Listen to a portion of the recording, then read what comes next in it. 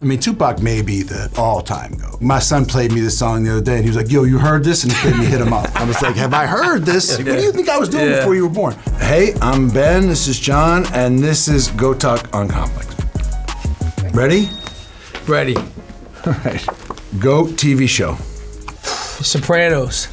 I can't fucking argue. There it is. That's, I gotta say, Breaking Bad's number 2, I would say. I would say The Wire is number 2, but we're not getting into there you number go. 2 See, we hit number 1 both like this. We're like this. Yeah, man.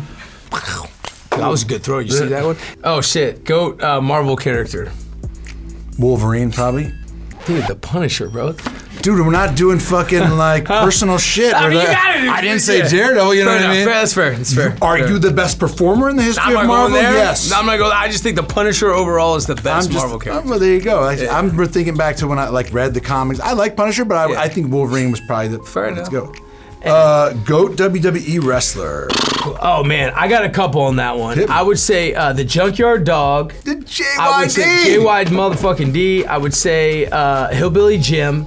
I really like Macho Man, and I also really like Roddy Piper. Oh, Randy Savage. Yeah, I was gonna go Ric Flair. Ric Flair. Ric Flair was like Ric Flair's great. Piper's great. Sergeant Slaughter, the Iron Sheik. It was like definitely the Big John Studd. Era. Big John Studd. Yeah. That's a conspiracy. You know Leapin' Lanny Poffo? You remember him? You know, he passed, and that's Randy Savage's brother. You know that? They were brothers. They were both wrestlers, and I mean, it's kind of a conspiracy theory about what happened to him. Oh, really? Yeah, Leapin' Lanny Poffo. Leapin' Lanny Poffo? Yeah. Not a lot of big wrestlers. Yeah. Me and you know more wrestlers than everybody here combined. I can't argue with that. The GOAT excuse to bail on plans. But it's not an excuse if you've heard me use it before, but it is like, my kid, like something comes up with your kids, because that is the thing where you're like, hey, I can't do it. Yeah. I gotta do something for my kids. That's why I don't use it as an excuse. Yeah. But see, I think that the GOAT excuse is like, I gotta be on set. I'm just kind of douchey and shit. It's like, but like, when you gotta be on set, it's kind of like, I mean, not that I love being on set, but it's kind of also like being in jail. It's like, you can't, you don't have a choice, you gotta be there. It is, I should use it more as an excuse, because it works. You're like, hey, look, I'm working, I'm shooting. Yeah, exactly, sorry. Because people will be like, hey, we all got kids, man, you know what I mean? And I'm like, okay. So it's true, I'm gonna start using that. I gotta be on set. I gotta be on set, I gotta shoot, what can I do? Yeah. People waiting, sorry. There you go. Like, how come there were people waiting 10 minutes ago? I didn't know I had to be on set. That's right, just got that call. Exactly. Yeah. GOAT actor. I don't know, man. That's a tough one. The GOAT performance for me is Buffalo Bill. Is Ted Levine? Is that his name? Yeah, Ted Levine, Buffalo Bill. That's a GOAT performance. That's pretty good. And to me, GOAT actors, like, there's a bunch of people that are up there, like Brando, Meryl Streep, Sean Penn, Daniel Day-Lewis, Viola Davis, Denzel. There's so many people I respect. You know what I mean? It's like a hard What's your thing favorite performance, though? Brando in Mutiny on the Bounty.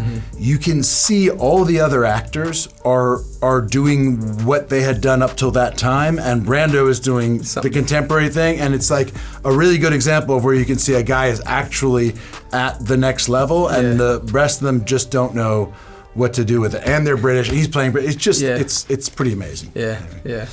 Oh shit, that's GOAT Batman. Oh man, I'm gonna go Clooney with the nipples. I'm going my man right here. Go ahead, man. All right. GOAT movie you weren't in but should have been. I don't know that I should have been fucking. Yeah, that I wanted to be. Yeah, there's a lot I wanted to be. Like, damn, I wish I was in that movie. I wish I was in the fucking the Chris Nolan movie. Actually, like that's one where I'm like, I would love to be. This one you just did. Yeah. I don't know, man. I don't know that I should have. I mean. Yeah, that's one that's like, no one's gonna be like, that should be me. Yeah. That is the thing that's like, how many actors take to screw in a light bulb? Like 20, one to do it, and 19 to talk about how they would have done it. Like, I do think there is that strain in actors, like particularly some actors with it, like, I'm like, you know what? Like, I get it, people do their thing. If it's great, then you're kind of like, well, it should have been that. It should have been that. Yeah. What about wanted to be in? Well, there's a lot of movies that I didn't have a chance of being in, but I would have loved to have been in The Town. Fuck, I would have loved to have been one of those guys in Good Will Hunting. I would love to have been in True Romance. I would have been in The Bear. Yeah, fuck, man. Can you imagine him in The Bear, dude? Yeah. Ring, so. Yeah. All right. The GOAT movie franchise. I mean, this is gonna sound like home cooking, but I really like the Bourne franchise of movies. Like, I think they did a great job with that, like kind of subverting that whole kind of genre. What do you think? I got Rocky. Oh, that's a good answer. I think Rocky. The first Rocky is probably the best movie ever to spawn a franchise, in my opinion. You know what I mean? And Rocky 2 is, and Rocky 3. I mean, they're all. I mean, I love. The only thing about the fact there's a franchise is that the point of the first one was that there wasn't going to be a franchise. You know what I mean? Right. It was like no rematch. Once a lifetime. Don't want one. Yeah. Best Done line ever. Yeah. And then it was like, fuck it, rematch, make it again. You know what I mean? It was kind of like it's a good example of the allure of the franchise. Goat DC food spot. Cactus Cantina. There it is. Cactus Cantina. Fuck Cactus Cantina. Yeah, that's fucked up, dude. Yeah. Sorry. Oh shit. Goat Dunkin' Donuts order. I mean, it's just the iced coffee with a little chocolate glaze. You know what I mean? That's how I do it. I'm not judging you. You know. There you go. No. I got no problem with that. I just get a black coffee. Goat director. I guess Scorsese. Yeah, I mean, that's another one that's like, there's so many great directors, like, yes, like Scorsese, and then there's, like the people now that you've got, like PTA, you got Fincher, you've got, obviously Spielberg, but it's just, there's so many directors I admire and respect, and I feel like that's not one where it's like, there's a GOAT. It's like, what is that person interested in? What's their style, you know what I mean? And approach, and it's not just like, GOAT quarterback, did you win the football games? You know what I'm saying? It's a different thing, but like David Lean, like, okay, it's hard to be like somebody's greater than that. It's hard, I don't know. I gave some names. Yeah. GOAT fictional character you'd want to be your financial advisor. That's what that says? Shit. Fucking. Thank you. Yeah, very motherfucker. fucking much. Yeah, you. Took a minute, but okay, all right. Who would your GOAT financial advisor be? Me. Yeah. There you go. We're not arguing much. I know. We're supposed to like have disagreements. Oh, you got this one. What's the GOAT financial advice? If I was my character, I would have that advice. Right now, it seems to be, sell. I don't know what. I don't think there's a lot of genius to be had out there. But I'm probably not the right guy to come to. Fair enough. I would say the GOAT financial advice is try to be smooth and steady. Live, high times. Don't, just try to live within your means. Live within your means. I back that. Yeah. GOAT accent you've done. Oh, Wayne Jenkins, and We Own the City. Yeah, Baltimore accent. Yeah. I like that. Yeah, Middle River. How about you? Probably like the whole reason we wanted to do Good Will Hunting is really because we felt like you never heard that Boston accent, in movies in a way that we heard it growing up. So I guess I would take that since that was the fucking fundamental reason for making that movie for us. I'm with you on that one. I can't argue with it. Ooh, GOAT blunt rotation. I would say Woody Harrelson and President Obama and Killer Mike and maybe like David Hasselhoff, like somebody kind of like a little bit out there. That's a genius answer. Yeah. See, I knew you had it. I'm glad this is you. GOAT relationship advice.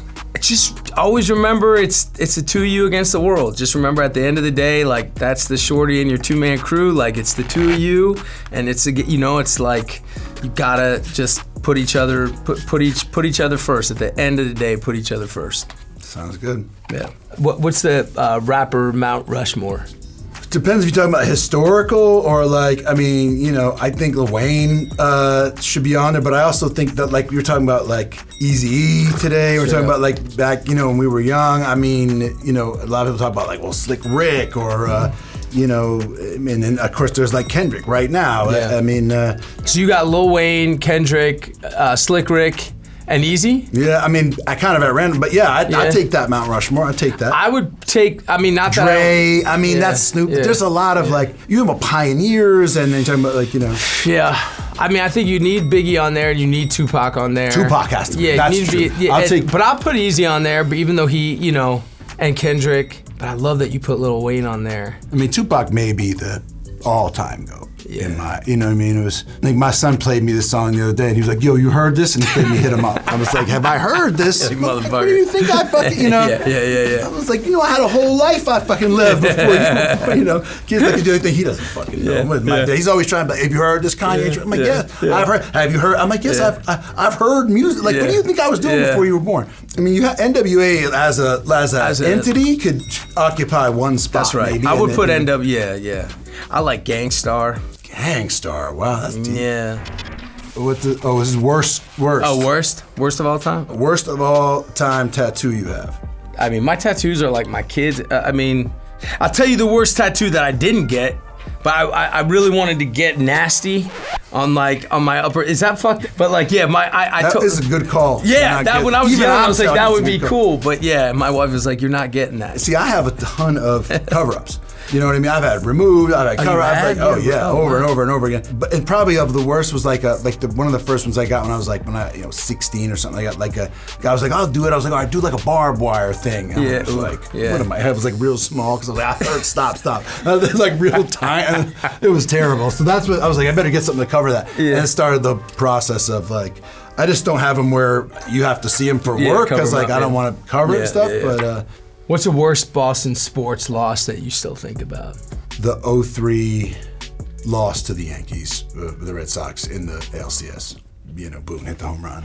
I know that was like 22 years ago. For some of you, it feels like yesterday to me. But they still came back, right? In 2004, they came back. Yeah. They got knocked out in 2003, and they had a great team, bad, and they hadn't won, and it was, it would have been, it was heartbreaking. They left Pedro in too long. It was just like one thing after another, and that hated that fucking Yankees team so much. I mean, we always hated the Yankees. Yeah, I was like, gotta hate the Yankees. Sorry, but keep the car running. Yeah. But like worse than Buckner? Like that was '86. Like that was definitely like I was a little kid, and so I was like I cried. But this was like, do you remember where you were for Buckner? Yeah, I remember where I was. I remember I was a little kid. It was a big deal. The Goodyear blimp came to Boston. I was like, we hit the big time. You know what I mean? We're on national TV, like the town, and I thought it was the coolest thing in the world. And then I thought we were gonna, they were gonna win, and that was a heartbreaking. I just feel like, because once they won the world, like the Patriots had already won, like the sort of curse of Boston was kind of over. Because the Celtics were dominant in the '60s, then they were dominant in the '80s, and then people had won in Boston, but the Red Sox hadn't won, in so long that it was really like '86, and then again in '03, you're talking almost 20 years later, they still haven't won, and I think they would have won the World Series. And really it was like, just like in 2004, the real series was against New York. Totally. People don't remember St. Louis, It was like... Yeah. All right.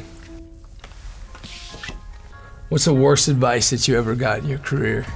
I feel like people have given me pretty good advice. It's like, when I've been ready to listen to it is another question. What's the best advice you ever got in your career? Sorry for turning around like that, but... To select films, if you're lucky enough to have the opportunity, like predicated principally, maybe even almost exclusively on the basis of director. And that the hardest and the most important thing is like what you say no to. Like don't work for money. The money will come. That's all good advice. Best advice was always, I've said before, always remember it's about the people you meet along the way. Like try to be a human being first. Try to not get caught up in. You really lived that. I tried, man. I like Cherry Jones, the actress. She spoke at our school, and that was like one of the first like sort of famous like really successful actors I'd ever. And I just thought she was great. And she gave us 3 bits of advice. She said, always live within your means. She said, there's highs and lows in this business. Try to keep it steady and never let your personal happiness be dependent on your career success. Just exercise as much as you can to keep them completely separate.